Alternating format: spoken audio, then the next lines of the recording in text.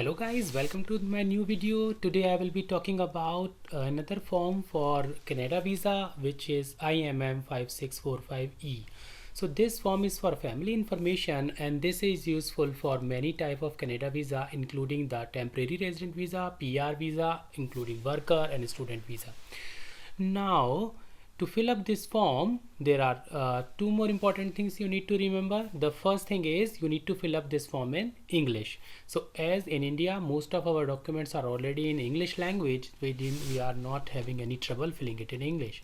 The second thing is, if you are applying a single application for multiple family members, so maybe you and your spouse or you and your parents, then you need to fill one form for every applicant. So basically, if you are applying a single application with you are as a primary applicant and your wife as a secondary applicant, then you need to attach two forms of IMM5645E updated with the individual information. I will explain this more when I tell you how to do it. So let's start this form. So the first thing is here, when updating it, you need to either fill it in black ink, or you can just type this here and then you can take a printout in black. So this is really simple thing. You need to just follow all the rules whatever IRCC says, otherwise there will be a lack of information in your form and there will be a delay. You need to resubmit this application, so better do it correct in the first time itself.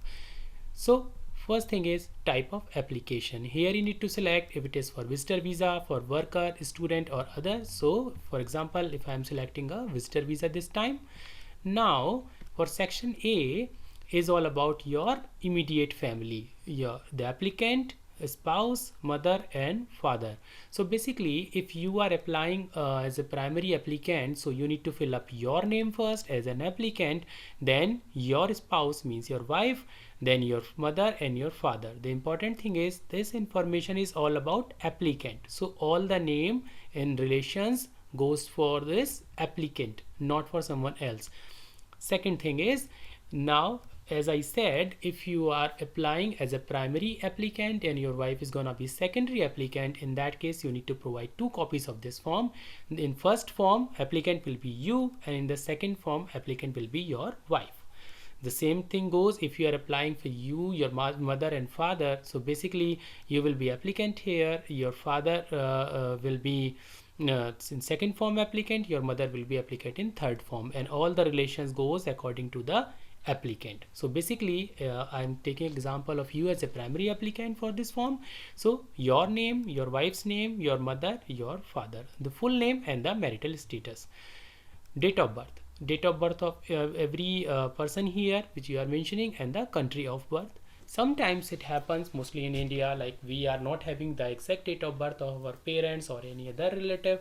In that case, no need to worry, fill up the approximate date of birth which you have on any other document if you don't have the passport, and then you can explain this is letter of explanation which you will be attaching with your application. So this is one of the advantage of having a letter of application on your file.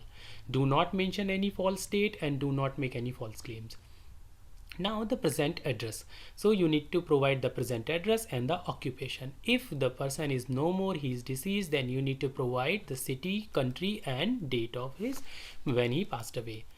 Now the last column says will accompany you to Canada. So if you are applying a joint application, you need to tick mark here whoever is coming to Canada with you. For example, if your spouse is coming to Canada, coming means you are applying in this application as a joint application with them. So basically if you click all three check boxes here, it means your spouse, mother and father all are coming with you. Otherwise you can say no. This is all about section A. If you do not have any spouse or you don't want to mention anything, you declare I certified that I do not have a spouse or a common law partner. You sign here and you put today's date. Important thing is, if you are mentioning your spouse name here, do not sign here, do not put a date here.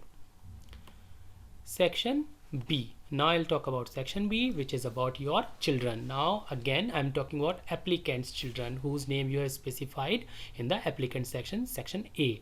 Now here you need to specify all your children, including your real son and daughters, your step son and daughters, and your adopted son and daughters.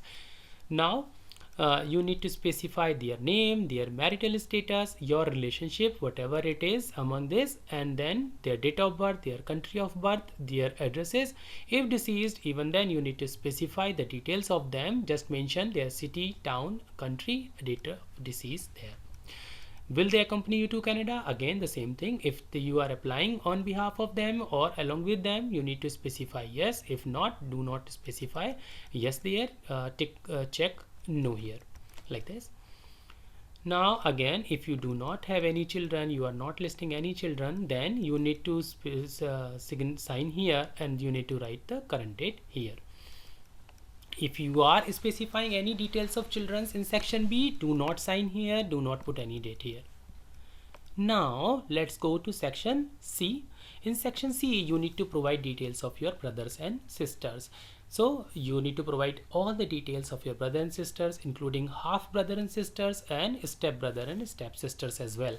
So write their names, their marital status, your relationship with them, date of birth, country of birth, and their present address. And the same thing as I said, if they are deceased, even then you need to provide all the details.